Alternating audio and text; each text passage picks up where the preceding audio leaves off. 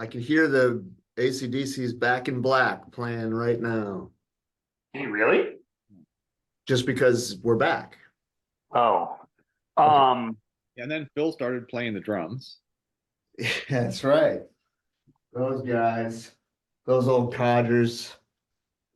Well, So, go for it, Mike. so before I get going, Evan, do you have a standing desk that you can adjust by pushing a button? I do indeed. I have one of those as well. I think it's Flexi Spot, I think is the name of the brand. And I I have been using it a little bit more, and I do find that it helps out a little bit during the day when I'm about ready to take a nap.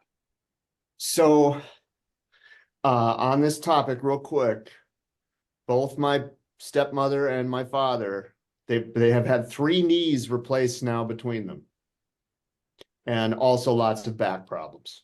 And they're not very old. They're mid-late 60s, okay? And I'm convinced that the reason they have had all these ailments is because they spent so much time stressed out, hunched over a desk for decades. Mm-hmm. So my solution, in addition to sitting up and standing up and sitting back down, is to drink a lot and pee like every 45 minutes. So I'm just never sitting too long. And that's how I'm going to avoid. I don't care if I die. I just don't want to live through that kind of shit. Like, I don't want to have knee surgeries. I don't want that. If I go to the doctor and they say you need a new knee, I'm just going to be like, no, just take me out. yeah, I think pretty much everybody knows the desks are fucking everybody up. Breaking our bodies. That's why I'm very thankful that I have made life choices that never put me at a desk. You're a lab rat. Which is great. You're always getting up and doing shit. Yeah, but you're breathing formaldehyde and all kinds of stuff. You're actually in the worst. Chemistry lab? There ain't no fucking formaldehyde. Whatever, man. You're breathing all kinds of. Yeah, I see that we're recording again, so I'm hoping this will go in, even though we haven't done the intro. But I would like to hear what you guys have to say, which is, I'll let Mike do the intro, and then I'll say a topic related to the desk that I want to get into. Okay, Mike, do the intro. Okay, Mike's Movie Podcast featuring Evan, a special guest. Adam, go ahead. We're talking about desks here.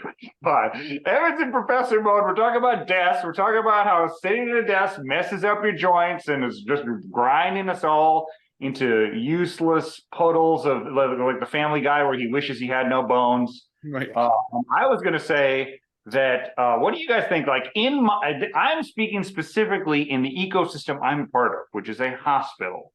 And in the hospital, because we had a time when I worked there where we got hacked and the computer system was down, ever since that happened, seeing what it was like during that time versus after that time, because the hospital never closed. We did everything we usually do, and they just didn't take appointments that weren't necessary. And ever since then, I'm like, if your job at a hospital disappears without computers and the hospital keeps going, you got a fake job. And beyond that, I kind of think if you do your job sitting at a computer, that's also a fake job. Discuss. Oh, sorry, man. That was too fast. Well, so do you mind if I jump in, Evan? Yeah. So I just want to say, because I think I'm hearing kind of two parallel tracks here. There's the micro and the macro. Yeah. So one is that if your job, like, if your job can be replaced, if everything goes offline and the hospital's functioning without you, it's like, well, why are you even here? You have a fake job. That's part one. And then part two is that, like, if your job's entirely at a computer, then that is also a fake job. And okay, so the first portion of this one is that, like, to extrapolate, if they're okay, I'm gonna stop right there. So that's kind of the way I understand it. Evan, I'll pass it to you. Well, my job is a remote DEI officer, and so I think that is the epitome of a non-fake job. Wait, why? That was an ironic statement. Yeah. Most jobs are fake, dude. That's what I'm saying. And the thing is, here's what really got to me is when that happened at the hospital. You would go in the parking garage, and like it's hugely contentious. Most of the parking's offsite. And then, like, you'd be like, how are there this many? Like, I get that, like, for billing and some other administrative stuff, it does functionally help or make things more efficient to have people at computer jobs. But to see how many people, I was like, all these motherfuckers don't do shit that doesn't affect patient care. Like, these don't, get them all fucking out of here. So I would wager that if you extrapolated your observation from the hospital ecosystem to the university ecosystem where I work, the percentage of waste would be higher in my ecosystem. Oh, yeah. I mean, because in my world, at this point, I kind of think the whole academic because here's what I think. I think bureaucracy is a parasitic cancer, and academic stuff is like completely there's no original cell. There's no functional cells in the academic ecosystem. So, right. And I'll be the first to agree with you, especially in the areas of teaching, that are more sort of like teaching and scholarship oriented. So the reason why I think institutions like mine will persevere is because they are critical to the innovation ecosystems in ways that I think are overlooked by the general populace. So not a majority, but a significant portion of global research happens in places like this that produces drugs, technologies, things like that. Because I'm also anti-technology, progress is a myth, et cetera, et cetera. So anyway, this is the kind of thing where you say stuff like that, but like you've thrived and lived a life that is based on the steady progression. I'm a cockroach. I'm a cockroach living in a landfill. And what am I gonna not live in the landfill? I'm a cockroach. Of course I'm thriving in the landfill. But you are a progress-oriented being. You like progress. You just like to articulate this. I nibble at the benefits, but in general, okay. I do believe it or not. I actually have I think a segue into the red shoes here. Oh, I mean, I do too. I do too. Okay. Well, I have my notes, and again, we're going to do the tradition. I even took notes. Okay. So what you were saying, okay, I just want to kind of set this up before I get into my point from my notes, because this is an actual note that I'm going to read verbatim when I get there, is that Adam, you were saying progress is a myth. Evan, you are saying, hold on a second, Adam, like all that you're doing is, just kind of riding the wave of the technological progress that we're having. So the note that I had here, the bullet point was extreme excitement about the ballet, because at the beginning of the red shoes, it's like people are like waiting outside just to get into the balcony to see the ballet, which of course here in the year 2024, it's like you don't think about young people being that excited about the ballet. So on the subject of like technology, how that changes entertainment, the question that I had, and to set this up here, as Adam, obviously very interested in movies, I think, as we all know.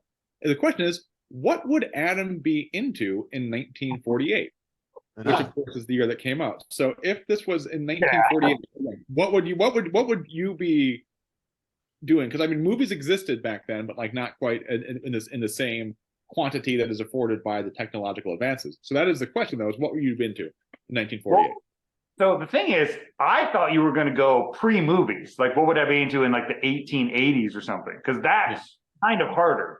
Because like movies, because like even if you go back to 1948, in terms of what I as a movie person would be doing, it stays the same until like home video in the 80s. Like you could just as easily say 50s or 60s, you still had to go to a theater to see movies back then. And I don't even know how different it was in terms of how many theaters they were, how many different movies showed 40s versus 50s versus 60s versus 70s. But for sure, in terms of what venue or what technology is available to distribute movies, it's just theaters until home video, which is like 80s, mid 80s functionally, if you're not rich. So, I mean, now, two questions, like one follow-up then. So like 1940s, would you just be like, saving up every nickel that you had to go to the theater? It was the Nickelodeon. It was that cheap. That nickel would be one fucking movie. Yeah. And I was gonna say, like, we could get into it more later, but like, I'm a big Busby Berkeley guy, and that's prime time Busby Berkeley time. I'd be out there, just gaily enjoying the most flamboyant musicals of the era. But that's my favorite era of musicals, is Busby Berkeley 1940s shit. Now I can before, say like 1930s, 1940s. okay, so like you'd be so what about like Gilbert and Sullivan and like Rogers and Hammerstein now?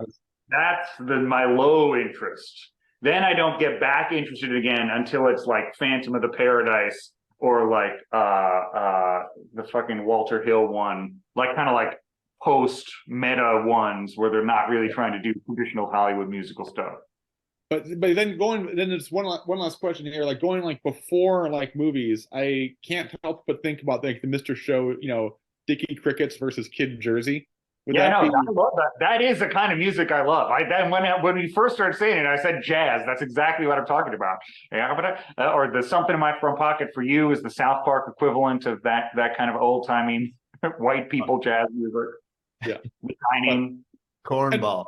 I've been thinking about this myself because I would say if you go back like before movies, I mean I think there would still be sports for me to be in, as well. So you would have baseball back in like the late 1800s as displayed in the movie The Ridiculous Six, when baseball gets invented there. But again, and like in the 1700s, like when you get like before organized sports and whatnot, what would my interest be? Everybody just worked and did chores, and that was it. Yeah. Which I That's how it's supposed to be. yeah, and wait, what'd you say? I said that's how it's supposed to be. You're supposed to have work, and then you go home for chores, and then you sleep, and maybe you have one beer. Yeah, and the thing too is that the older I get, like that doesn't sound like a bad way to live. Well, I bring it up all the time. The Unabomber thing about human minds not being meant to cope with free time. Yeah. But anyway, my thing that it was going to be related to about like, because to me, the big picture thing of the movie is she's kind of like, what's more important, my human relationships or like my passion for my art or whatever? And I was going to bring up, it's just funny to me, like the three of us, like, like none of us are expressing ourselves artistically, unless you count this, which is more criticism than artistic expression. But just like there's two parts in the movie where Evan did a better job remembering the like boss director guy's name, where he's like, what do you want from life? Like, I was just like pose that to us as a group. Yeah, well, I was going to ask everybody what's your red shoes? My last note was a remake I was thinking of called The Red Guitar. Yes, thank you for answering for me. And also this movie, I have lots of notes, but like, so it made me want to rewatch Black Swan, which is essentially a remake of this movie. I see Adam is disagreeing with me, but it's related. I wouldn't say it's a remake. It's the same exact concept. And I think that I would be interested to hear fall in love with Black Swan. I haven't seen Black Swan since it came out. It isn't about the falling in love. It's about being possessed by the passion and drive to be like a sort of a pure vessel for your craft. Well, that's what I'm saying. Is Red Shoes is the big thing is the choice, and you're saying Black Swan doesn't have the choice. No, that's what drives me crazy in Red Shoes. The Red Shoes is a Hans Christian Andersen fairy tale where there's no love interest. It's just about the red shoes dancing you to death. And it's about choosing this passion obsession versus whatever normal, comfy life is, which in the case of the Victoria Page is this relationship with the dumbass composer or whatever. But it could be something else, right? It could be sitting on your butt watching movies. The idea is that you have a calling, a purpose, and the movie gets at like, there's this particular brand of artist or performer. And I think ballet is like an easy example of this because of the culture of obsession, right? But you could look into like professional sports or whatever. And you take this kind of like obsessive savant type of approach or lifestyle versus being just another, mediocre human being who does stuff like get into relationships. That's the part. I mean, that's the thing that really resonates. Oh, good. We're at the anti-relationship Evan here. I'm excited for this. We can't have a episode where we don't get into this, but Anyway, I'll leave it there. That's how I interpret. In that sense, the Black Swan is the red shoes. It's the same thing, right? It's about her kind of like departure into madness or obsession with the dance, and it kills her, just like it does in this movie.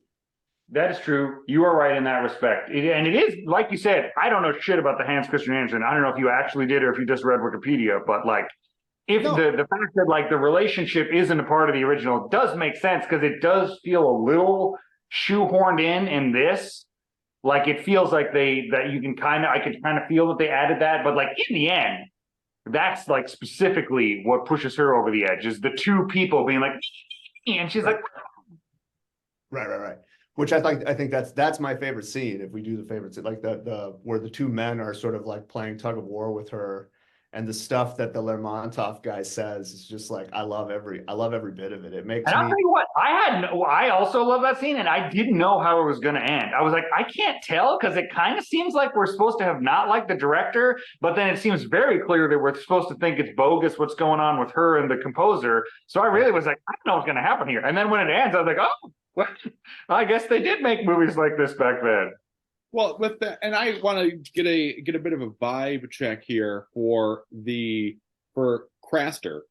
You know, when he comes down to Paris and whatnot, is I thought at the end he came across as needy. I wouldn't quite say codependent, but like whatever half of codependence is what.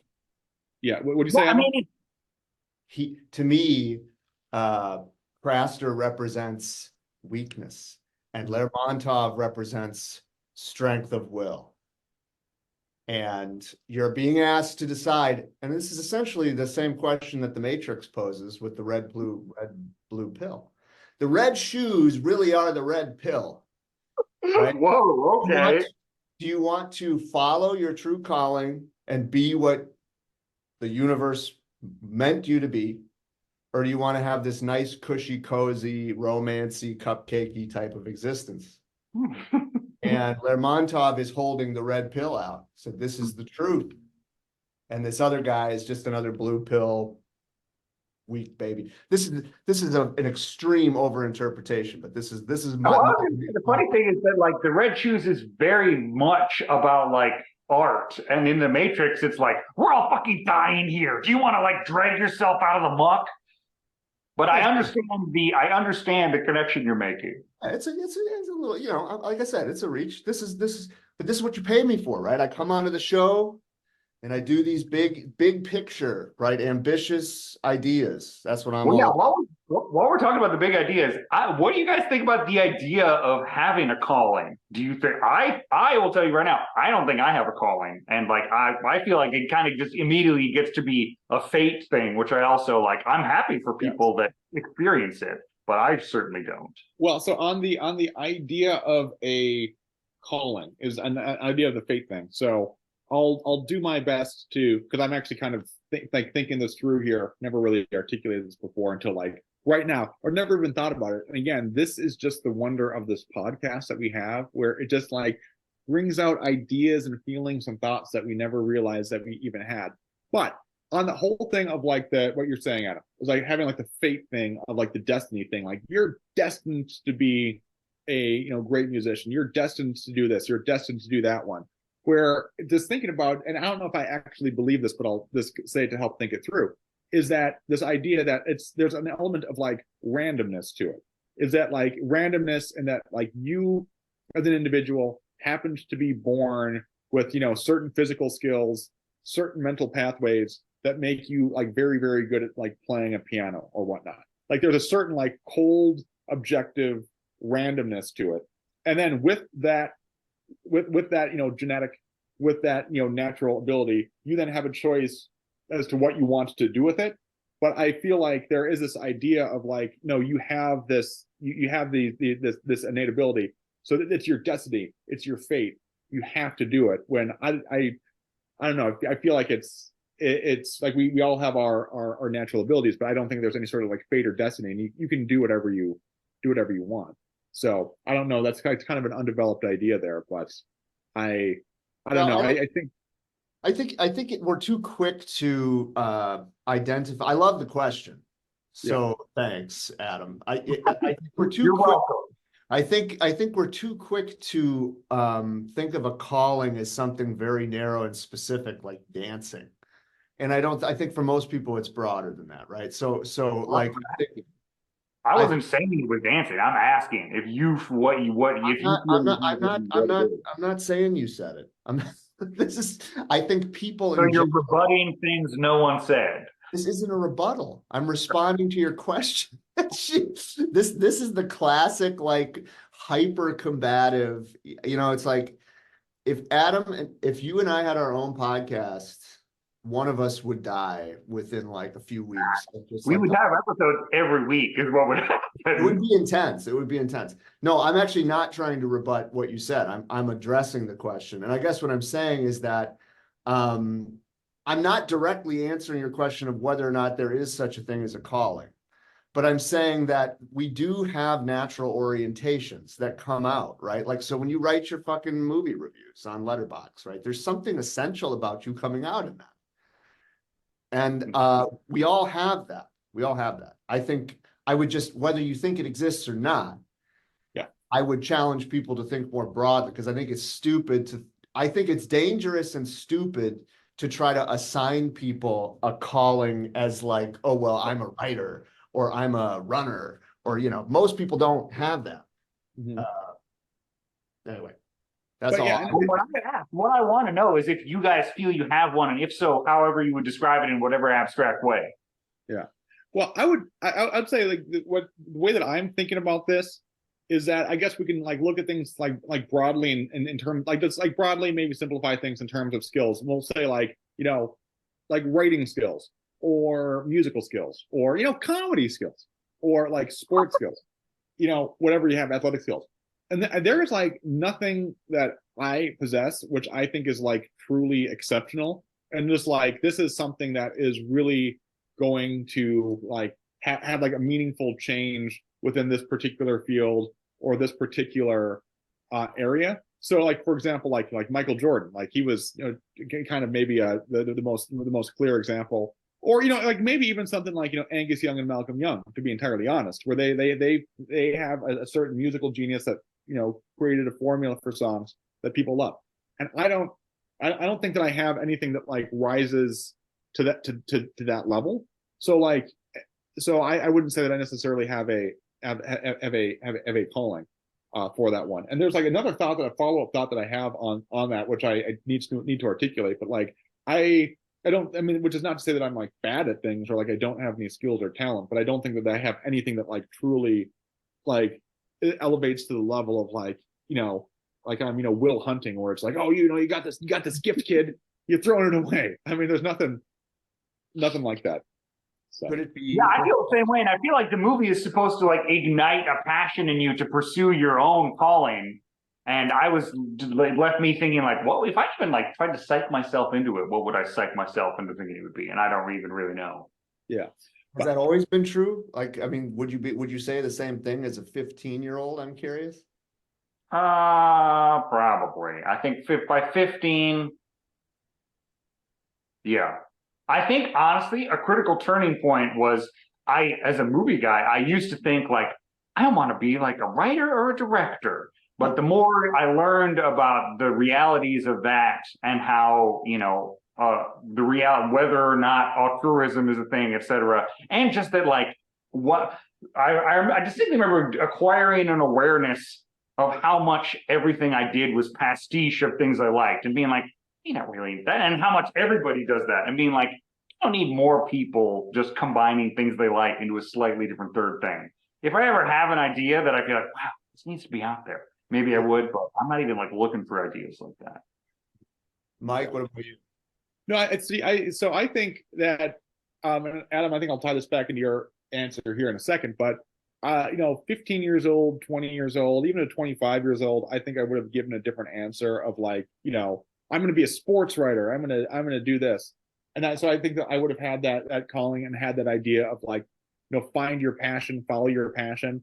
And now I've kind of changed that, where I kind of have more of like a Cal Newport type idea of like, true satisfaction comes from competency and like doing things that like you are able to be effective at. I'm probably misrepresenting his idea a little bit, but kind of the idea of like, hey, if I'm passionate about sports writing, but I'm actually really good at being an HR administrator, like my true satisfaction is going to be becoming in that particular field. But I'm getting a little bit off topic.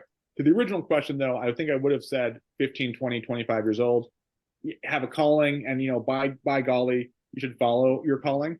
I've changed my opinion on that since then. And Adam, to your point about the creation part of things is, being like, oh, I should be a sports writer, I should follow sports. What I've realized is that like the true joy that I get from sports is in like consuming sports and like watching them and like having conversations about them and going on threads and like email threads, internet threads, and talking about them, and not so much like with the minutia of like, well, the Wisconsin Badgers are playing in Tuscaloosa, Alabama, so you got to fly there and then watch the game, and then the game ends, and 2 hours later you need to have your 650-word summary done, and then you got to go and talk to the coach on Monday morning at 7 a.m. for an interview. Like that type of stuff does not have the same appeal as like, I'm going to get some wings and some Coke and watch the game, and then afterwards, I'm going to do whatever. So, this is blue pill. You both traded in your red pill for a blue pill. I did too, and that's why I asked the question, right? So, like, and I knew you both had an answer earlier on in life.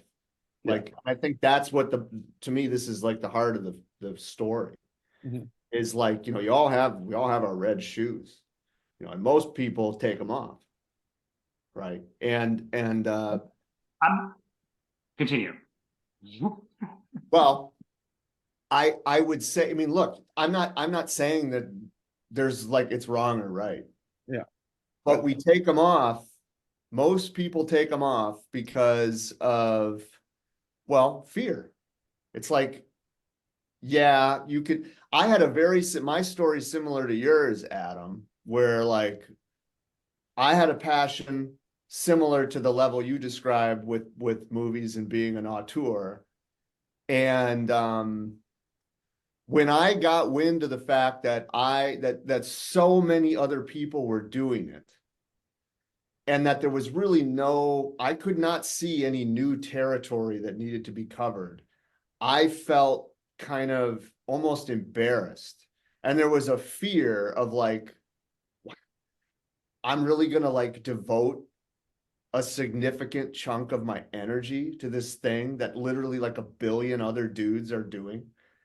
And I can relate to that, but there is something that like does reignite. I don't know. Like, I think there's a benefit in remembering that you have that inside you. And I mean, I agree with you. And here's the thing that I think there isn't really a ballet version of that I think is relevant, because I think everybody should play music or do art or whatever thing that you were passionate about. I think there's no reason to not do it just because you're not an innovator that needs to be known in a public sphere. I think the whole step that like is like, you should just do it because you like doing it. Like Mike is saying, you don't need to like express it to the world at large. You don't need to like make it something you make money with. You should just do it because you like doing it. And I don't think like giving up on the idea of being like the premiere, whatever, like the director guy in the red shoes or the dancer in the red shoes is like, yeah, sure. You're not going to be that, but like, doesn't mean you don't do it. You can still enjoy it for the sake of doing it. And I think a movie like this, because I think if you look at the big picture, I think way too many people are just dead set on expressing themselves artistically in ways that are like completely pointless and redundant. Like there's so many people out there that are like, I'm going to show me to the world. And like Evan's saying, you're like, yeah, what you're showing to the world is what everyone else is completely pointless and redundant. Like I feel like there needs to be less people doing it in a public for money way. Everyone should do it, but I don't think you need to be like, I'm going to be the star. I'm going to go take over the world. I'm going to go on tour. Like because the thing is like, so many people we know who I won't name end up basically digitally panhandling because no one gives a fuck about your art. You should just I'll name one of them right now because he's in the movie, which is Nick Turco, who the little choreographer man. Every time I saw him, he was like my favorite character in the movie. I was like, oh, that's Turco. But who did what you're talking about. And I 100% agree. And I think that's the most toxic part. And that's why Lermontov the impresario, I think, is the devil. Like he represents Satan in its truest form. And we all have to contend with this. But this impulsive like need to say, look at me, this is me, I'm expressing me, that is hell, right? To me. And that's the downside of following your passion, right? Is like, because in your pursuit of this like holy grail, you overlook the fact that, like what Mike's saying, you're really just another bozo on the bus. And a good life is about doing things you're good at competently and enjoying your life. That's And the and yeah, and on the point, just to kind of jump back here a bit, is that Evan, you mentioned I'm sticking with the red pill and the blue pill analogy here. For us, we've all been blue pilled, I guess, or we've taken the blue pill voluntarily and of sound mind. Is that there is a certain element of comfort at play. I just want to add that point, is that like when again, we're using my sports analogy of like sitting at my apartment or like at a friend's house watching sports. I mean, that is a lot more comfortable than the alternative.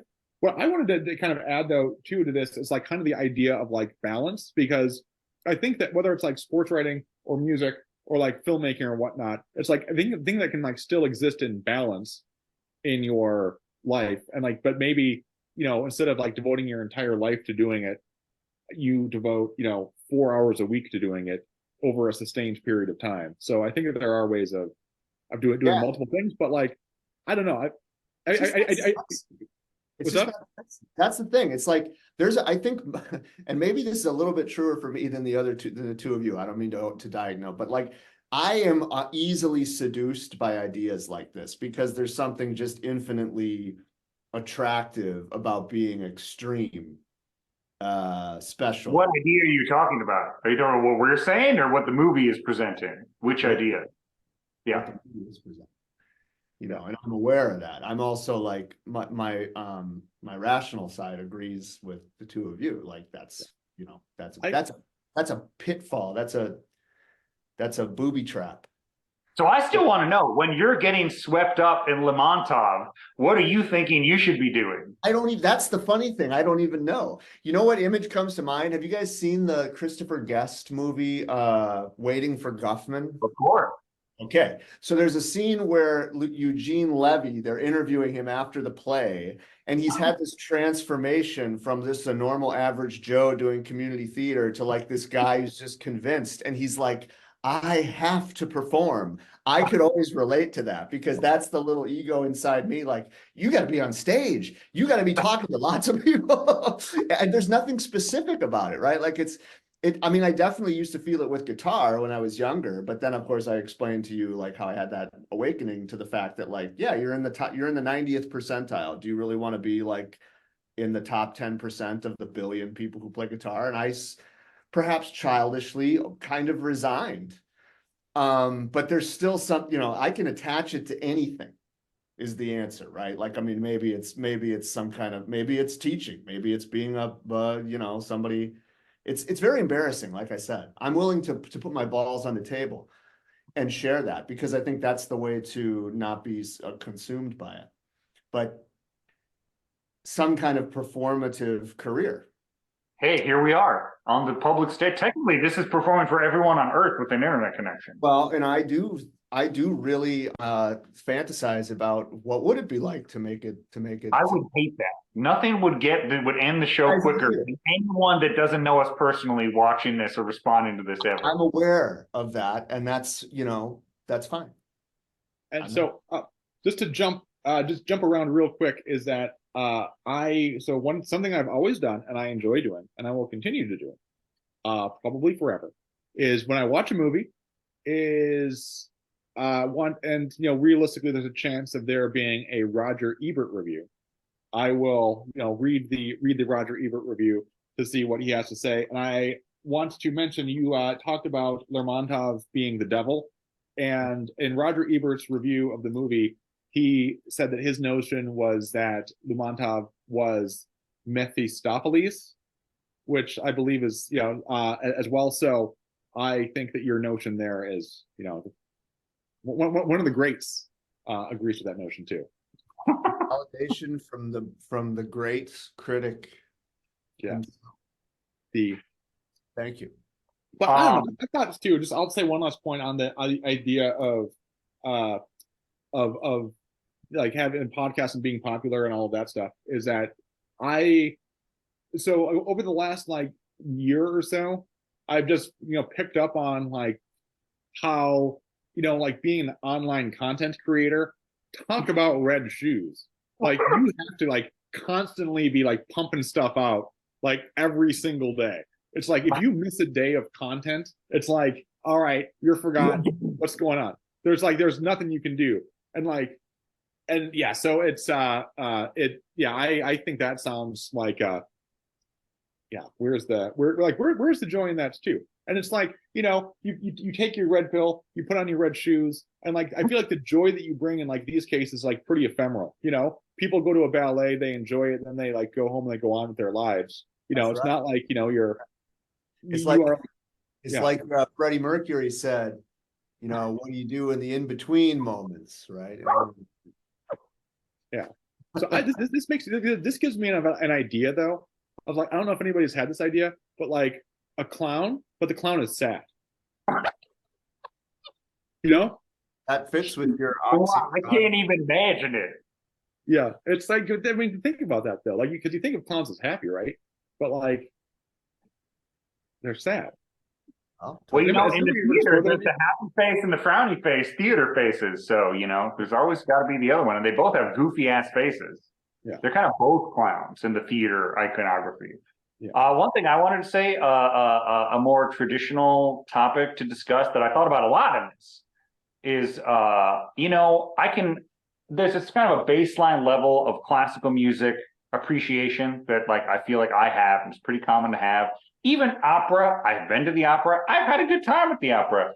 There really is something about ballet as a medium that to this day, I have a baseline juvenile, pejorative, abstractive sense of it being gay. Like I remember before I had any conception of sexuality in any form, seeing ballet dancers and being like, what the fuck is this?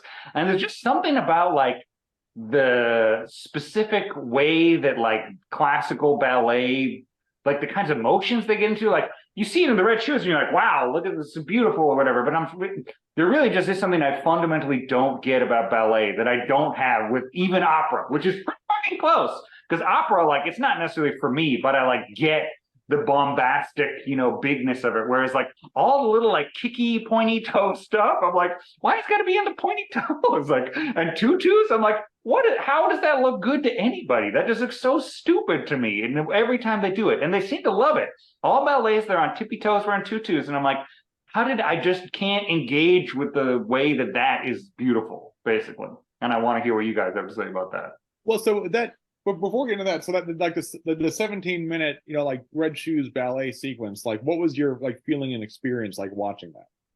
I mean, I was like, this is really cool because it's like Fantasia or something where it's not even like it's thus far been pre-rooted in the reality of what a theatrical production is like, and then they just kind of like unexpectedly push through with all these special effects and stuff to make it heightened on another level, which to me is the movie magic I get swept up in, and that is because of all the production stuff and all the effects and things. You're like, wow, this really is pretty crazy and like very memorable. And I've seen like images from over the years. It's one of the reasons I want to see the movie is you see people take just like individual frames from that, and you're like, wow, this movie gets pretty fucking crazy.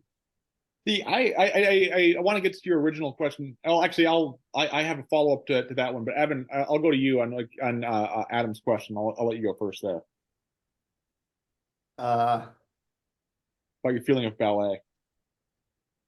Well, so I share your feeling, Adam, and I can't fully address this without mentioning my mom, for whom ballet was the red shoes. And I'll be honest, I almost texted you guys that I wasn't going to do this one because it hit too close to home. And this movie was like a favorite of my mom's. And I was actually texting with my aunt, her younger sister, to confirm this. And I won't say too much more about that because in a certain way, it's like a metaphor for her life. And I am a lot like my mom, so I couldn't help but feel close to it. But to the ballet question, there was a particular, I 100% as a young kid in particular, I could not understand how this was supposed to be entertaining. And of course, it was my mom's passion. And she always wanted, like, a girl, a daughter, so that she could share that, like, and she, of course, she didn't. She got unlucky. She had three boys, and two of them were little assholes. And she would take Nick and I to the ballet, pleading with us, just please don't do what you do. And I will, we'll go to McDonald's after. And, I remember there was one performance of the Nutcracker in particular where Nick and I really shit the bed and we were just bad. And we were watching the ballet, and of course, yeah, it's gay, it's stupid, whatever. And we're like, 8 and 6. And they had one of the guys dressed up so that his pants accentuated what you might call his pud or his fupa. And Nicholas and I found that so damn hilarious.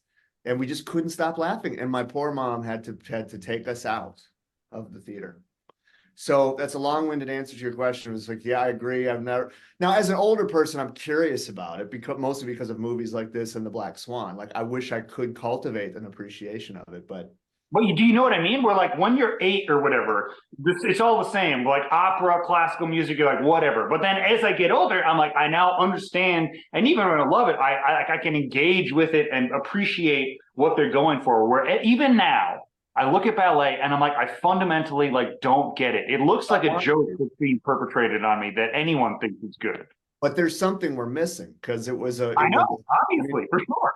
I was actually full confession before earlier this morning when I was, finishing watching the movie and like goofing around, just doing whatever. I was like, I wonder what the best. I want to go to the best ballet. I want the best. And so I was looking up like who's the best companies, right? Like what's the modern day equivalent of Lermontov? It turns out it's like the internet thinks it's the American Ballet Company or the Royal, which is the English version. The American Ballet Company is doing Swan Lake, the kind of like archetypal ballet in Washington, D.C. in February on a week when I have to be in Washington, D.C. So I'm like, perfect. I'm going to go to this fucking ballet. It's at the John F. Kennedy Center. And I looked up tickets. And so I'm going to probably go. They're only How much tickets? I'm very curious. $69. It's only $69. I was like, this is going to cost like $500. I mean, like Mike was saying, it's not like back in the Red Shoes era when people are lined up for 6 hours to see the ballet. Now people pay hundreds and thousands of dollars to go see the modern day ballet, which I would argue is professionals with NBA, NFL. It is. It is. We can talk. That could be a whole other podcast. And NBA to me is the sports equivalent of ballet. Look what they're doing. I mean, and I will say, I also, as a not sports person, I look at a sports game and I'm like, I understand it. I understand why this is so engaging and the beauty of it in a way where there's just something about the tiptoes and the kicky feet and pirouettes and plies. Because another thing is like, I actually am a big dance person. Most forms of dance I appreciate in some degree. And one of the few things that Instagram's algorithm has successfully monitored my own interest in and served up to me are like modern dance choreographers and dancers that do cool stuff that I like. And the thing that I hate is all professional dancers go through ballet training, and even people doing the most like avant-garde, weird poppin' locking stuff always throw in some pirouettes and plies. And I'm like, get that out of there. We're beyond that. I'm watching you because you're doing something novel that I enjoy. You don't need to do the spin and the little pointy toes kicky feet. And like, God forbid, they put on a tutu. I just don't get it. It's very European too, right? Like it strikes me as a kind of like that's the classical dance art form, seems to overlook a lot of other style. I don't know. It strikes me that we're both kind of ignorant, right? There's probably a lot. Ballet, absolutely. But what I'm saying is like, it's not like I'm an anti-dance guy. No, I know. I hear you. But it's specifically ballet. I'm just like, and it's the biggest, oldest, and I'm like, I just don't.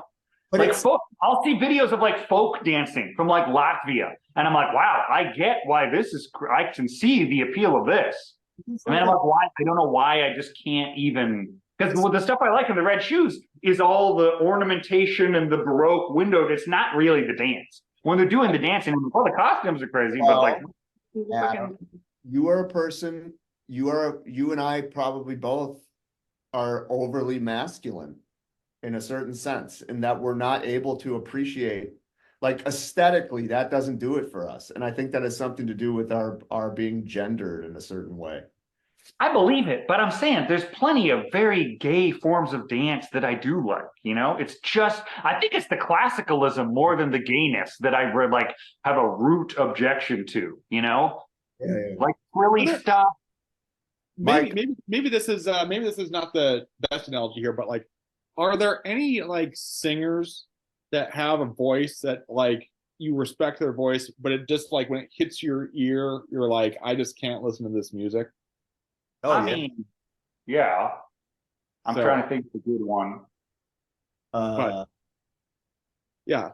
And while you're thinking of that, because I wonder if like ballet is the kind of the same way where like, or like maybe there are like directors or movies that just like have a certain like, you know, color palette to them or whatnot, where you look at that and you're like, this is just like hard on my eyes in a way that I just don't like. So I just wonder if there's kind of a similar thing with ballet as a form, where there's just a certain characteristic to it where it just like just does not agree with the old with the old brain, you know. Yeah, there are. I just can't think. I don't know. Okay, so we've talked about how ballet is gay. Yeah. That's important. What the movie did make, I do in the Red Shoes, I do enjoy it. But like I said, it's not the actual dance part. It's the way the movie presents it, I am able to engage with. And the funny thing is, thinking about like the classicalism being kind of like fussy and feeling antiquated, another thing I like about this movie that I am very able to engage with is just how the fussy Britishness of everyone's manner of speech and dialogue. Like one of my first notes is just the way British people in this era will say, really? Like putting the heart emphasis at the start of really. And like there's a point where someone even like makes coincidental, like two words, someone says like coincidental, and I'm like, you guys have to like say everything, but in that way, I do kind of like get a satisfaction from like a very fussy mannered British speech stuff, which this movie is just chock full of. Yeah, at the very beginning of the movie, I can't remember the exact dialogue, but when Craster, and there's a guy that was sitting to the left of him, and he was also being a bit fussy, and I can't remember exactly what he said, but it did leave the note, which was the pretentious guy was David Cross from Mr. Show, which was the precursor to Kid Jersey versus Dickie Crickets. So there was. Oh yeah. Speaking of the first part, the way they say amateur, I just can't bear amateurs. So what do you think? So I was like randomly flicking through some YouTubes. I wanted to listen to something in the car that had people talking about this movie because I was just interested in it. And the first thing that randomly came up was this woman doing kind of like a piece on how it influenced a bunch of horror movies, particularly things like The Black Swan, but then also like Dario Argento stuff, which I love that pronunciation. Don't ever change it. I mean, yeah, Suspiria is another dance movie where I'm like, dance? What are we doing here? Yeah, well, I was hoping you guys into Dario Argento? Dario made a movie. Dario Argento. I don't care, man. This ain't my bag. That's why I'm serving that up to you, or Mike, who also knows something about movies. Yeah, Darren. What is it, Dario? I don't fucking know. Suspiria. Just try to imagine an Italian stereotype saying it. That's the right way to say it. Dario Argento. So how exactly do you agree that this movie influenced those types of films later on? And if so, how did they do that? Yeah, I think that like specifically what you were saying, I think earlier on about like how this movie is very much about like the obsessive fixation and like the ritual of it Like Suspiria is basically like, what if they do this because it's like not about the art and it's for like some other, you know, occult ritual purpose? Because like it doesn't really make sense to be like this fucking focused on these weird like, you know, geometric performance things, which does like I do feel the pull of that logic. And you know, Suspiria, but yeah, Suspiria is the one that comes to mind. So I mean, the Suspiria, I'm sure it influenced a lot of people just in like the iconography of it in the cinema, you know, just like baseline filmmaker stuff. But like besides Suspiria, which is the obvious one, I don't have like other immediate examples. Because like, you know, like Stage Fright, the whatever that guy's name movie, which also is like a theatrical whatever, is not really in any way I can think of offhand connected to the Red Shoes. But well, so we're thinking about like the connection from like the Red Shoes. So we have again the Red Shoes. Somebody is obsessed with dancing, or you know, being in ballet, and then the obsession ends up killing them. So you kind of have that form, and then you have like the second part of it, which is that they are obsession, and then there is like a mechanism or an object, which is what ultimately causes their death there, or you know, their demise, however you want to pull it. And the reason why I'm drawing that distinction is because I am thinking about something like The Vanishing, the original version, where you know the man is like so obsessed with the death or the disappearance of his, I can't remember if it's his girlfriend or if his wife, that he ends up dying. But there also, I don't recall in The Vanishing there being any sort of like, you know, mechanism in there that like, you know, like the titular Red Shoes. So I guess that is the thing I'm thinking about. 'Cause I guess I can think about other ideas like where obsession leads to somebody's demise, but obsession and there being some sort of object too. I know that there's other things out there, but nothing that's immediately coming to me. Yeah. I just like the idea of being obsessed. I wish I was more. very appealing. Yeah, it is. I think honestly, I feel like that it's the same thing where addiction is basically a form of obsession.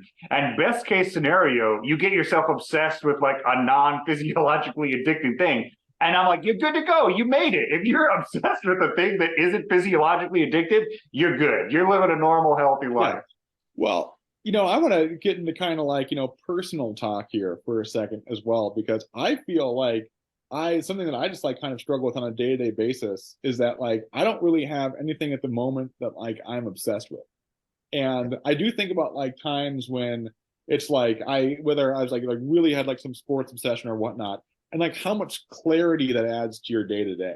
It's like it kind of like gives you a sense of like purpose and like a sense of identity and a sense of clarity of like, you know, of things, you know. So like, you know, football, like, you know, Packers have a big game coming up, and you know, if they win or lose, I'll have a reaction to it, but it's not the same as it would have been like 20 years ago. And you know, if they, you know, 20 years ago, if they lose the game, then I'm like celebrating it, and I'm just like obsessed with that for the rest of the day. If they lose, I'm depressed and I'm obsessed with that for the rest of the day. But now it's like whatever happens, like an hour later, I'll be moving on to the next thing, and I kind of miss the simplicity and the clarity that kind of came with that obsession there. I mean, I of course am being semi-sarcastic because I think normal people don't have this. I think you are entering the world of like a more healthy mental state of mind if you don't have a thing that's gripping you like that. Although I hear what you're saying, and I feel it as a gift to me that my obsessions span beyond the horizon of my life that I'll never be able to get to. And there's very little evidence I will ever lose interest in them. But I don't think that that's like good or right, or like I am kind of performatively exaggerating that's because like people I work with that are normal people, they don't have that. They're just kind of like living normal lives that aren't fixated on arbitrary topics. You're bringing something up I think is very important. There's a spectrum of like red shoe-ness, of obsessiveness. All three of us on this screen can somewhat identify with this lead character. I think a lot of people just can't at all. I don't know. I think that's the reason it's a very famous movie, is because people relate to it. Well, they relate to it in that they can romanticize the idea. But like, so Adam, okay, let me just lay out some empirical facts. Okay, right. I love empirical facts. I've had a lot of experience with obsession and addiction, right? We all know that. Mike, you have a level of passion, or at least I know you're saying it was more in your earlier life, but I mean, you still do. Like the point you made about it helps you focus and orient your life. I mean, like that's a really good point. I would say from what it looks like from the outside to me, that the anchor in your life is still that sports stuff. Mhm. And for Yeah, Adam, we did the podcast around it. Adam, how many movies do you watch a day? I will tell you right now, I was sorely disappointed that according to my letterbox, I did not break 200 last year. Yeah, and you have a Break binder 200. full of movie stubs that you've gone to see. So Yep. I would say way more than the average bear. We on this call are more That's red what I'm shirt, saying. Yes, and absolutely. which is cool. I mean, like I like that. I I'm don't. disagreeing that it's cool, but I appreciate the I mean, sentiment. it's a curse, but at the same time, like I don't know that we would be such good friends if we didn't all have that. You know Mhm. what I mean? Like, I mean, Yeah, we're and not. it is notable that there's almost no overlap in what our things we're obsessed with, and somehow we're still discussing movies on YouTube. That's very well, Mike and I. Well, this goes back to the sacred origins of the podcast, where Mike and I originally devised this as a way to keep in touch by watching with the dumbest, fucking worst, stupid movies we could find. And then we at some point ventured into like, let's talk about real movies in the 70s. And hey, Adam's a real movie guy. He's our friend. He No, actually I fought my way on here. You didn't seek me on here. I demanded it. we But put I the also say it's funny that Mike, I don't know if this was on the recorded part, that Mike was saying he recently watched a bunch of classic 70s movies. That like now that Mike, of his own volition, is choosing to enjoy some 70s movies, that I'm coming in like, guys, we're watching fucking 40s movies now. Yeah, Oh, but you guys like the 70s? Now we're gonna watch some 40s movies. wait, Mike, was that text serious? I interpreted that as a joke that you didn't really watch 70s movies. You No, talked about it. I did in fact watch the 70s movies. Okay, all right. Yeah, good man, good man. Well, from now on, we're only watching movies that were made after World War II, but before 1950. Well, So, I want to just jump around just to go to the 70s and just to kind of reference our 70s podcast. And I will say, like, again, the three 70s movies that I watched, I would say they all were depressing in their own ways. And there is, I think that I do have an appreciation for them. And I would say, as a movie watcher, I enjoyed those three movies. I think of the three that I watched, I think The Conversation is the one that I enjoyed the most. But they all were like fairly depressing. Also, The French Connection is one that I watched like I think probably like 6 or 7 months ago as well. And that was, I mean, they all those movies do have that like kind of just morose overtone to them, which is a contrast to kind of like the more, like shiny, peppy 90s movies that we all grew And up it's kind of crazy because with. Red Off topic, but has the 70s ending. I think in 1940, whatever, I think that shocking kind of downer ending was atypical in a way that would become normative in the 70s. yeah, no, that was, I mean, spoiler alert, but I mean, there was kind of an ending like that, one of the subplots in Saturday Night Fever. So yes, I think that is very much true. who suggested the red shoes? I was like, you did, Adam. Yeah. Is This one of these things where we're going to go back to the text thread and like nobody actually suggested it's not even in there? And Evan said he'd been thinking about it, and I was like, "Oh, that's great." I thought you guys were going to be resistant to it, but as soon as Evan said he'd been thinking about it, I was like, "Okay, we're in business, well, baby." I knew what it was because I knew my mom. I had a feeling this was, and I had to double check with my aunt. But it was like, this is the one my mom really liked, and I had been, I've been curious about it for years, and I never sat down and watched it. So I was like, all right, yeah, well, let's do it. Because yeah, to me, this is a throwback to the series you guys did right before I joined. Sure. Of Sure. Benny. But I would say totally different from those kinds of movies, right? Absolutely. Like, but like in that it is a iconic classic we've known about forever, and I've been like, I guess I'll watch that someday. And I'm like, you know what? Why not now? Why not today? I'm just gonna say this, and I know, whatever, it's just like trite to even say, but like I wish we didn't have to wait so long to do these. I wish we didn't have to go. It was 4 months ago we did Baby's Day Out, and that was the last time we got together. I'm available most weekends. And I'm ready. I am now. My appetite is whetted. I want to do more Powell Pressburger, sweeping impressionistic epics. Why do they call themselves the Archers? I don't know. Burger. No. That's a deep movie. We need somebody who's even more obsessive about movies than you to answer that. I'm sure it's in the top paragraph of the Wikipedia that I'm not looking up right now. I refuse to read any Wikipedia about the I don't movie. need to read. I only want a motion picture. That's right. And sound. I will say, a thing I did look up that happens in the movie that maybe you guys know. At the start, when he's getting a drink and he doesn't want to see someone dance, and he orders a champagne cocktail, I was like, what the fuck is a champagne? Did you guys know what that was? I had to look it up. It sounds disgusting. So no, but you know what that made me think of was this famous Richard Pryor stand-up piece that my brothers used to replay a lot, where it's an old ass drink that nobody orders anymore, but he was making a joke about how, he goes to the club with his old lady and orders some shit that's not on the menu, like turtle soup and a champagne cocktail, and it made me laugh. And he specifically says champagne cocktail. Yeah. That's a Richard Pryor, yeah. And the joke, and that was in the 70s, right? Like Richard Pryor in the 70s made the joke that that's a stupid thing to order because it's all old and nobody has it anymore. So do you guys know? Because I did look it up, what's in it. So you got champagne, of course, cognac, bitters, and a sugar cube. Yeah. Which reminds me, later in the movie, when he makes her have lunch while the composer's playing piano, she's having like a brunch, and she has what appears to be juice, and she appears to put her in the juice. That's a French thing.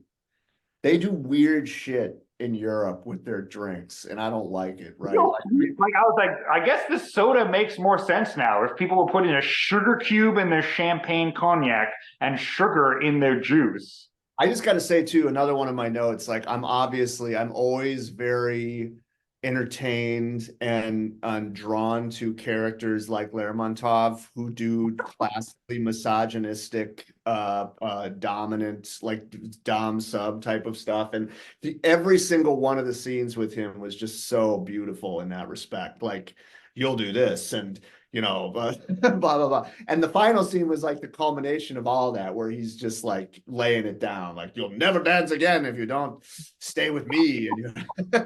And he calls her sort of like instinct to go off with this new love, like childish or adolescent. He's just like, such an adolescent, silly thing. Why would you do that? Why would you go have a romantic relationship? And it just, I really do harbor thoughts like that. When I'm lecturing to my students who are like 21, 22, and they all have their little cupcake boyfriends and they're going to go get married and then divorce, I'm just like, you guys are fucking idiots. Please listen to me. The first thing I say to them on day one of the class, regardless of what the class is about, is I'm talking to them about numbers, about empirical evidence for things, right? And like using evidence to make rational decisions. And we talk about marriage. Like, look at the stats. Look at the percentage. What's the percentage? And they all know. They're like, yeah, we know, but it's like, but you're going to do it anyway. You're going to go do that. They should instead put on their red shoes. So here's a question I have. Do we think Lermontov is an incel? Do we think he's gay, closeted? Has he ever had a relationship and it went, how did that go? I'm going to, this thought is not my thought. I'm just going to literally be parroting.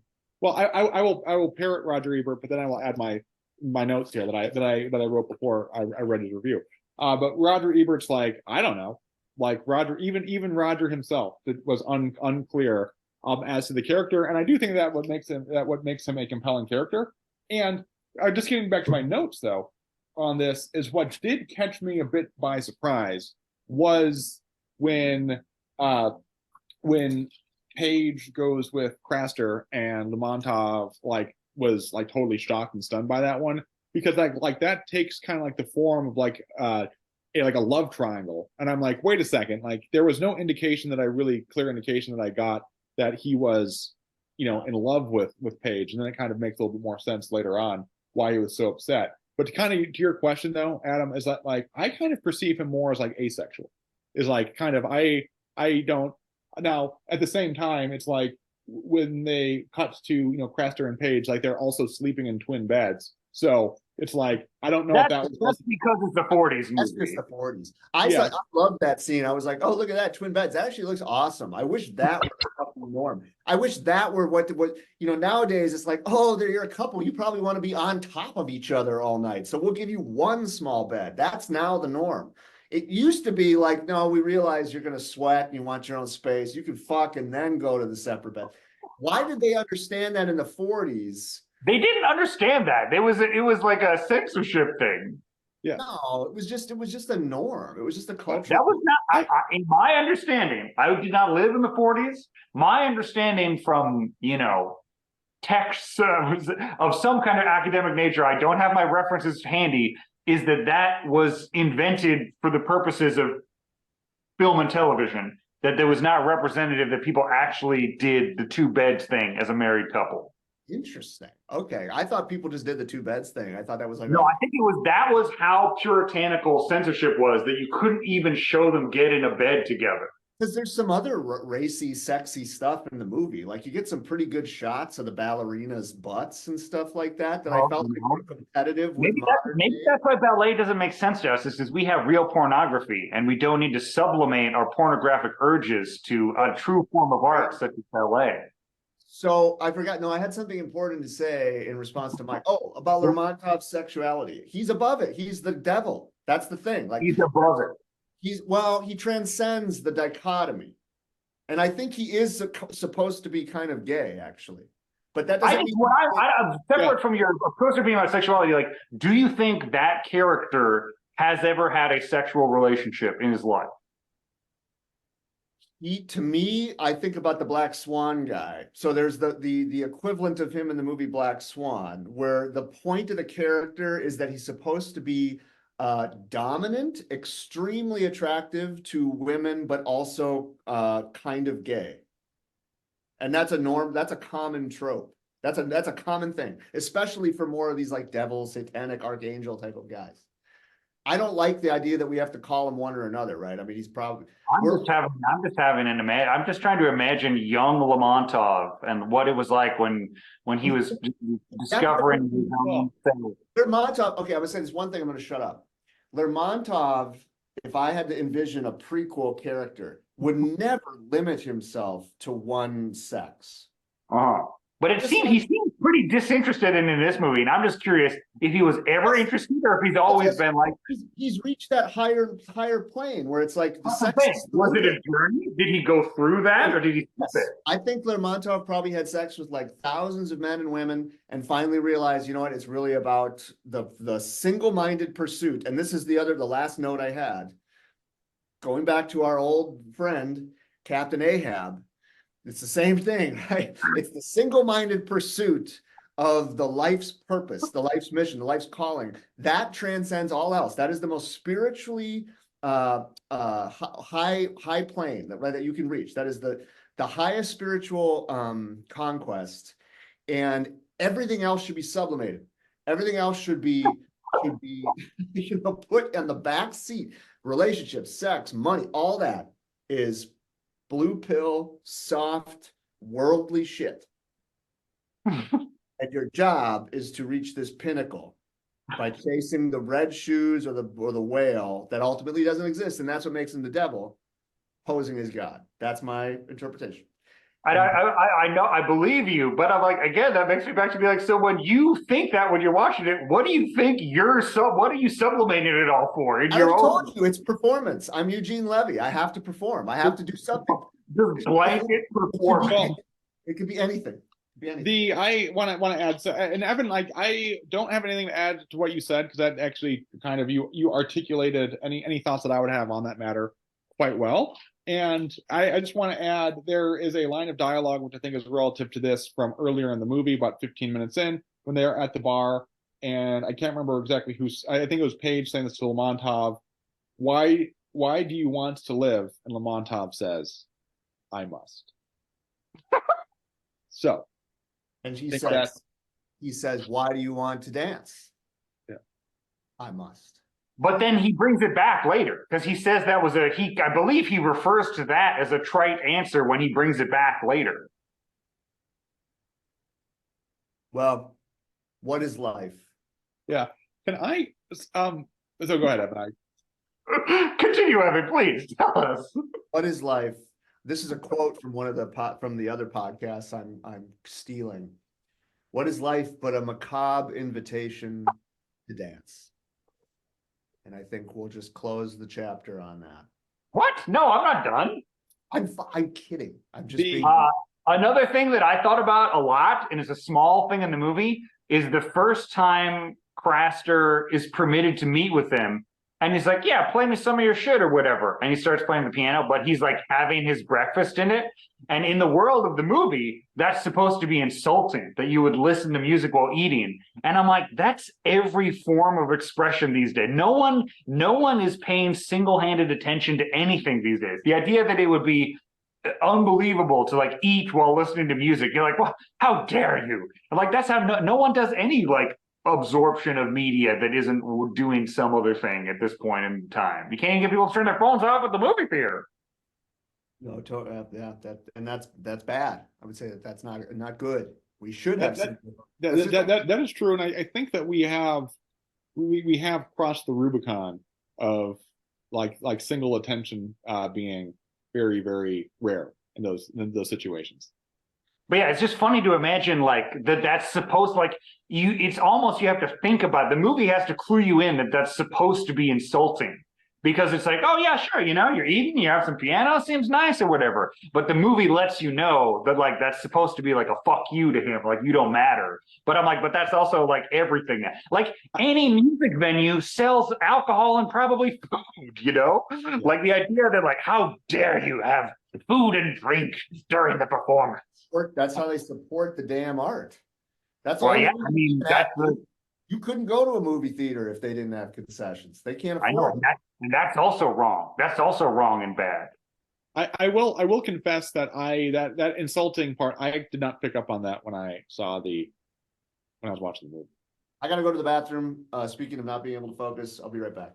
Okay. Well, I will then use this opportunity to bring up some of my notes here that are a little bit of a non notes to go through here.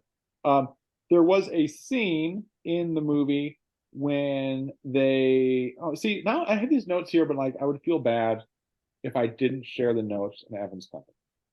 So we're I know that I have that I don't think Evan would really have any specific care about is it was really cracking me up that when they're doing the montage of them being on tour, everybody's luggage is wicker. You know what I'm talking about? I was like, right. Wicker luggage? The fuck was going on? That seems like a horrible idea. And that they just like wheat paste the different city, like just the name of the city goes on the piece of wicker and like on the train. And they're like, oh, Cairo, close enough, throw it off the train. Yeah. Simpler times. I was here. This is a topic that I had that Evan can join in midstream. This is not really related to the movie, but one of the first notes that I had was me being back on the physical media train. This is totally off topic here. I did stream this one on Amazon Prime, but like with the way that movies like are coming and going from streaming services, the way they're like being edited and changed and whatnot, I've been positively influenced by Scarecrow Video here on the importance of like physical media and like if you like something, if you really truly love it, like get a physical copy of it. So that's why I have the Severin 4K of Spider Labyrinth. What I was going to say, when we're talking about editing it, since you mentioned that you watched French Connection, did you stream that? Because that's a famous they changed things for streaming movie. I did see that, and I'm actually unaware of what was changed. I forget basically I forget the exact line, but they basically cut out a line where Popeye says some racial slurs. Mm-hmm. Even though the point of the scene is he's being an asshole, they were like, well, we don't want to have him say it. And without Friedkin's involvement, whatever streaming service just was like, yeah, we're just going to take that out. We don't need people hearing those words. Yeah. Even when a bad man is saying them. Yeah. That's interesting because like Saturday Night Fever had plenty of slurs all throughout it as well. So I forget the details of which one and what the exact line was, but it was something like that from French Connection. I've never streamed it, so Wilbur, you gotta go. I will. I'll have to look that up. But that is a reason to get the physical media. So Evan, so here's something I did want to talk about as well is I don't know if this is actually going to make a connection here, but this movie that we're talking about has conductors, and I just wanted to just say that we watched a movie called Tar before.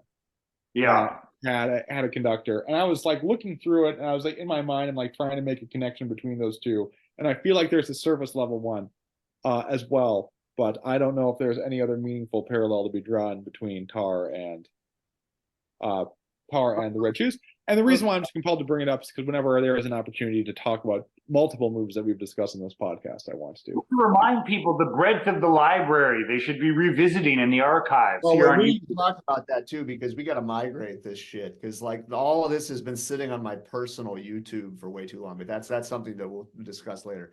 I think the general theme, Mike, goes back to Moby Dick, right? So it's like this.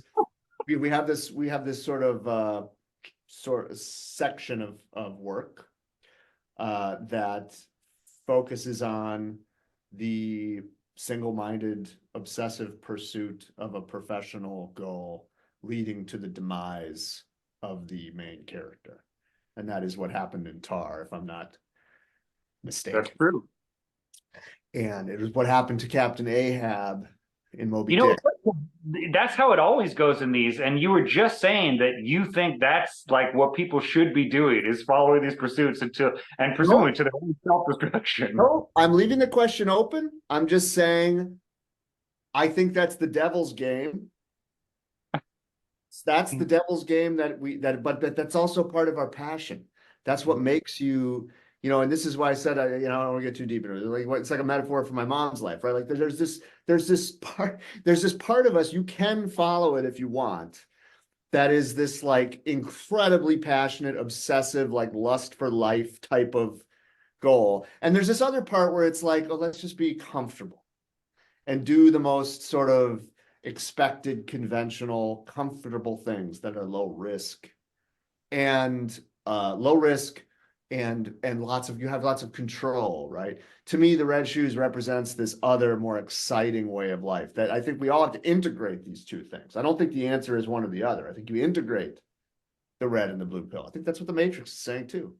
No, I think that is a valid point. I don't think that's the point the Matrix is making. Okay, well, I haven't seen the Matrix in a long time, but the Matrix is a science fiction, right? I mean, it's like, I think can we look that up? Is that science fiction or if I'm not mistaken, The Matrix is a science fiction film.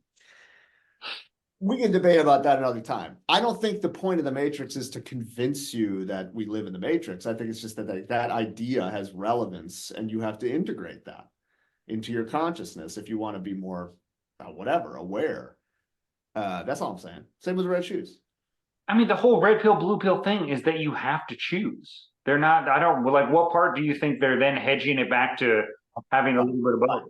Listen, sometimes I don't fit all the pieces together perfectly. Sometimes you got to jam them in there, but it's fine.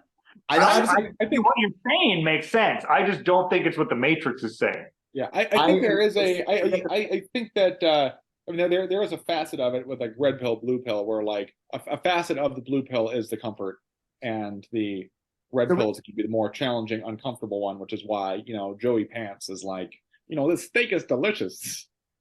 The red pill, blue pill thing doesn't fit perfectly onto this, right? If I could go back and redo, I would revise my, but that's what we're off the cuff here. This is live, ladies and gentlemen.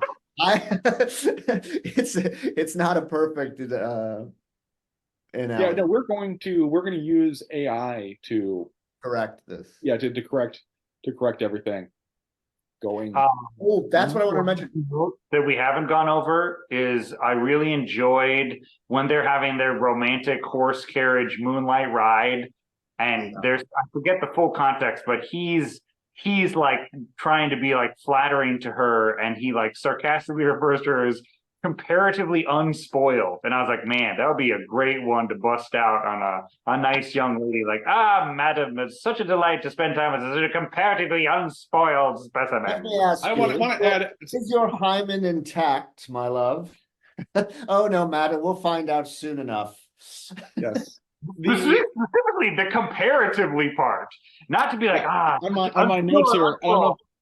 I There don't we know if you can see it. Comparatively unspoiled, though, is one of my notes here as well. Now, That that hard ballet work has been known to bust a hymen, though. I'll tell you that. You know, I made a pact with myself that I was going to be on my best behavior because I think my aunt is going to listen to this one, and so now she's going to hear me talking about busting hymens. But that's all right. I think we've already crossed some lines that earlier in the episode, but hey, it's not my aunt. Hey, man, she's cool. She knows the there was one note I wanted to make sure to get into as well, which is that there is a scene later in the movie where Paige and Lermontov are on a train, and one of the attendants on the train is like, "You have 3 minutes before the train leaves." And I was timing that scene, and that was quite good in real time. Where after about 90 seconds, they're like, "Hey, you really gotta go." So I thought, talking about verisimilitude, they nailed it in that scene. That's great. Do you often time things in movies? Is that something you're in the habit of doing? In timing things now, this is going into the creative process here as well, because like with movies, I think I've brought this up in previous podcasts.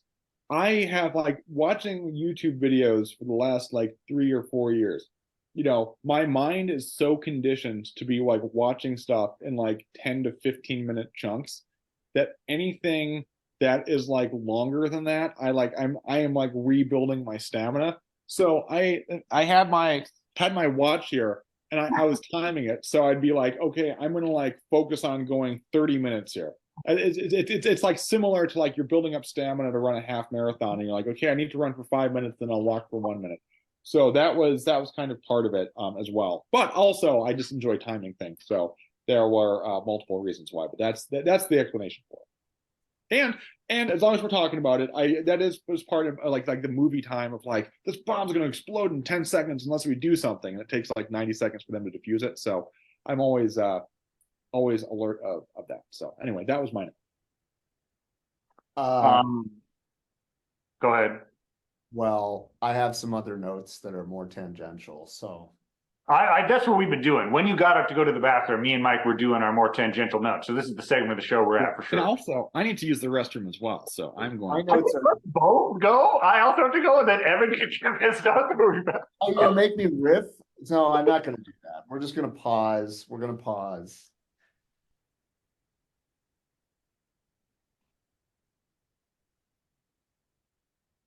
How do I pause the recording?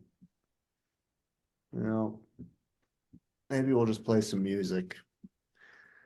I wasn't expecting to be put on the spot, but c'est la vie.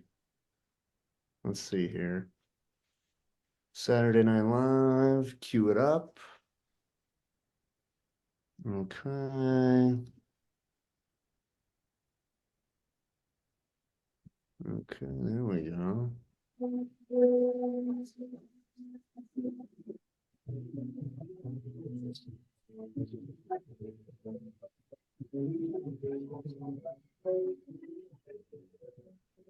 Guys, Marcy, Sergio. So we just came through the wall. Yeah, it was crazy.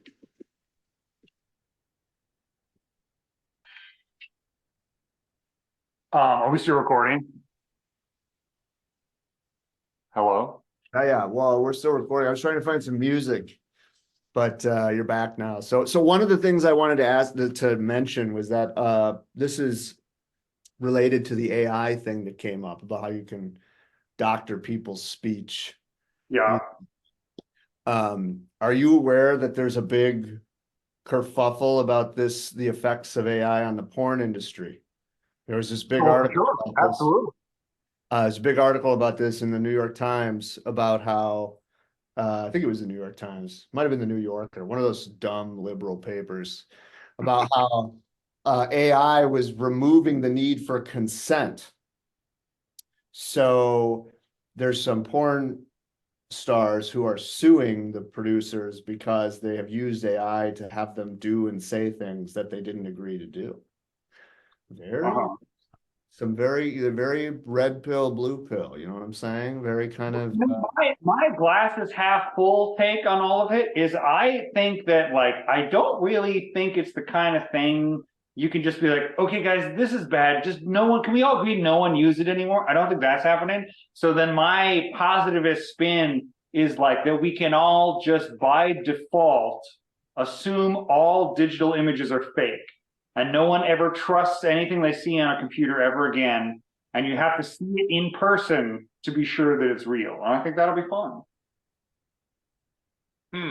That is an interesting idea. I, That- I don't know what the end game is besides that, honestly. I think we're already kind of there. Right. Yeah. Well, I was on the subject of AI, as I have some hot salsa and some blue corn chips.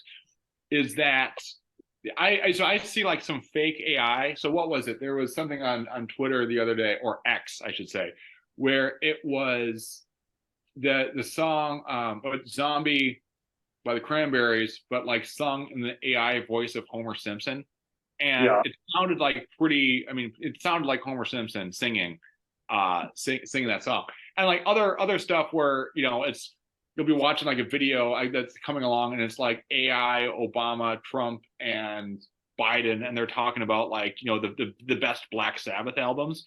But it's like you listen to it and you're like, okay, you listen to it, it's like, okay, well, this isn't really their voices, but it's like it's close enough where like if you're not really paying attention, you're like, this is their voices. So the AI that we have for like audio and video, it's like it's not perfect, but I think it's close enough where it's like, oh, this is kind of grainy footage that we had, and like it's really difficult to discern. So I think that we're like at least halfway there to having the conditions set where like can't really believe what you see. Now I think we're a longer way to actually go, but like we're getting there. The good thing is once we're there, then you can do whatever you want and no one can ever prove you actually did it. Mm-hmm. As long as you kill all the immediate witnesses, any documentation will be, potentially fictitious. Well, what was it? Again, this is like a Reddit thing that I saw where like people like when they're like committing crimes, will like have like a sixth finger on their hand, and they'll wear that, and they'll be like, oh no, see, like this is an AI glitch. So yeah, it's a challenging time. Evan, did you have other notes before I say any other not specifically movie related stuff? I have other non-movie notes. I'm done with the movie. I think we covered. Okay. So my first question, tangential to the movie, how would you guys feel about watching at least one more Powell and Pressburger movie? I'm ready to do multiple, but like I'm curious if you would be open, now perhaps not immediately, but sometime in our next season of the show. Yeah, I'm personally. And if so, do you have an opinion on which? Yeah, I know. I would be interested in doing it. I don't know what other movies there are, so I'd have to. The big ones that the big ones that people talk about. I love the title, "The Life and Death of Colonel Blimp." I know that's one of their big ones, but then really the prime time ones people talk about the most are the ones immediately preceding this: "A Matter of Life and Death," "Black Narcissus." And then to a lesser degree, their other dance one, "Tales of Hoffman," which was a little later. Those are like the four on my docket. I made a note in my movie notes that I wanted to watch the Black Narcissus after this. Sure, So yeah, I mean, I'm open to any of those. Mike, cool with Black Narcissus, aka Yeah, I can get behind that. And well, this is making me think of a little bit here. I'll give setup here. I when it comes to like goals, I think we've all heard of like the STAR method, specific, time bound, attainable, and relevant. I think here in 2024 that, especially thinking about the attainable part about it, and and the relevant, I think realistic part of it, I think our goal should be one podcast per month. Do we have the capability to do more? I think we do, but let's be realistic here. I think I think like one per month should be the goal to get some consistency here is what I would say. And what Black Narcissus would be that sounds like a good option to me. Yeah, that sounds good. I certainly haven't seen any movies myself lately that I think are in need of a podcast. Like I said, I watched Ferrari and The Killer, both of which I found enjoyable, but just kind of like a B, whatever. Um, I do Did think either of you guys see Poor Things, which I think is over discussed we need to podcast about, but I hope you both see it. I'm gonna go see that next. It's on my queue. Now here's a question for the group. So as you know, I like to go to the Alamo Draft House and get a burger. Now there is an option for people like me to pay $19.99. They had this in the past, they took it away, but now they've brought back the unlimited movies for $20 a month thing. Do you think I should do that for That's $19.99? a crazy deal. I don't even like the Alamo Draft House, but I would do it if I lived near one. I don't live that near. That's the hardest part. It's like it's a 40-minute drive. Well, you know what I mean. I don't live in the same state as one. Right. Even because like any movie theater I go to is 45 minutes minimum. So I would still absolutely do that. $20 for now. You only get to go to one a day, which is fine with me. I'm not about to see two movies in a Yeah, row. no, I almost never do two in the theater in a day, except if I'm like in New York or something. Okay. Which reminds me, I want to shout out on the podcast for any hypothetical listeners that we don't know personally. For the hypothetical person that is a fan of this podcast but doesn't know us, I'm going to be in New York City going to some screenings. If you want to meet me and have me sign autographs, I'm going to be at the Saturday, February 3rd MoMA screening of Choi Hart's Dangerous Encounters of the First Kind, which is a big deal to me. And then later that night, I'm going to be at Salo at Lincoln Center. So if you want to come out and meet me at Dangerous Encounters First Time, Saturday matinee, or Salo later that night, Lincoln Center. Yeah, go ahead. Put it down in the comments. I'll put the link in And the also, show I don't notes. want shouting people out. I just want to shout out the choreographers and dancers that I like on Instagram, and then I want to tag them in the post and see if any of them watch it. I want to shout out Zoe Titopoulos, the choreographer. I want to shout out Casey Rice and Haley Paolillo, the dancer she works with. I want to shout out Mary Louise Hertog and Kelsey Kessling. And yeah, you know, just this is about the beauty of dance. And I hope you ladies check out the Red Shoes if you haven't already, and listen to my podcast. Yes, well, and you can catch me at the Washington, D.C. American Ballet performance of Swan. Yeah, there's so many options. February 23rd. It's a Friday night, 7:30. I'll be there, and I still need a date. So please. This is great. We should have this every episode. Mike, where can people meet you to sign autographs?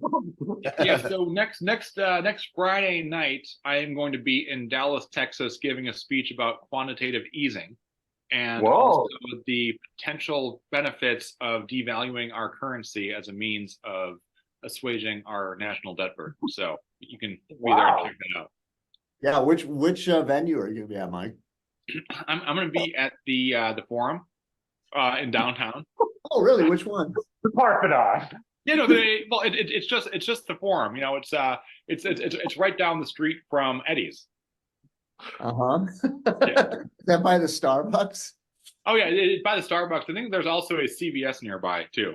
Oh wow, okay, you can't miss that. So the Forum by the Starbucks and the CVS in Dallas. Yeah, you know what's funny, Evan, is that this is so. First of all, I found myself just the YouTube algorithm fed me a video about like the national debt and whatnot, which I was watching, which is where I got the currency devaluation idea from. But